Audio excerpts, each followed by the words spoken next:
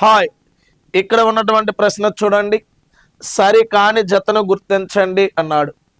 So ఒకవైపున మనకి ప్రాంతాలు ఇచ్చుండి ఇంకో వైపున వాటికి సంబంధించిన కొన్ని లక్షణాలు ఇచ్చున్నాడు. ఇది 7వ తరగతిలో అడవులు అనేటటువంటి కాన్సెప్ట్కి సంబంధించిన అంశం. చునమ సవన్నాలు అంటున్నాడు.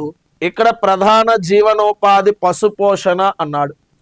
సవన్నాలు అంటే మనకి భూమధ్య రేఖకి ఇరువైపులా 10 డిగ్రీల నుంచి 20 డిగ్రీల ఉత్తర దక్షిణ అక్షాంశాల మధ్య ఉన్న ప్రాంతం. గడ్డి భూములు చాలా ఎత్తైనవిగా ఉంటాయి. దాదాపు 1 నుంచి 6 మీటర్ల ఎత్తైన గడ్డి భూములు ఉంటాయి. సో ఇది రైట్ స్టేట్మెంట్. ఎడారి ప్రాంతాలు అన్నాడు. 10 డిగ్రీల నుంచి 20 డిగ్రీల అక్షాంశాల మధ్య ఖండాల పడమర వైపు. చాలా మంది ఖండాల పడమర వైపు ఉంది కదా అని రైట్ పెట్టేస్తారు. బట్ ఇక్కడ 10 నుంచి 20 డిగ్రీలు అంటే సవన్నాలు. 15 డిగ్రీల నుంచి 30 డిగ్రీల ఉత్తర దక్షిణ అక్షాంశాలు అనే పదం మనకు ఉండాలి.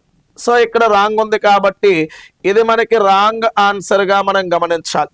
రిమైనింగ్ మీరు చూస్తే స్టెప్పీలు అంటే ఖండాంతర్గత మైదానాలు, విస్తృత వ్యవసాయం మనకు అమల్లో ఉంటుందని. టైగా అంటే ఉత్తర అర్ధగోళంలో 50 డిగ్రీల నుంచి 70 డిగ్రీల అక్షాంశాల మధ్య ఉన్న ప్రాంతం. ఫర్ వాణిజ్యం ముఖ్యమైనదిగా, అధికమైన వాతావరణ వ్యత్యాసాలు ఉన్న ప్రాంతంగా, అతిపెద్ద సతత హరిత అరణ్యంగా మనం చెప్పాలి. మరిన్ని క్వశ్చన్స్కి మన వీడియోస్ని లైక్ చేయండి, సబ్స్క్రైబ్ చేయండి. Thank you.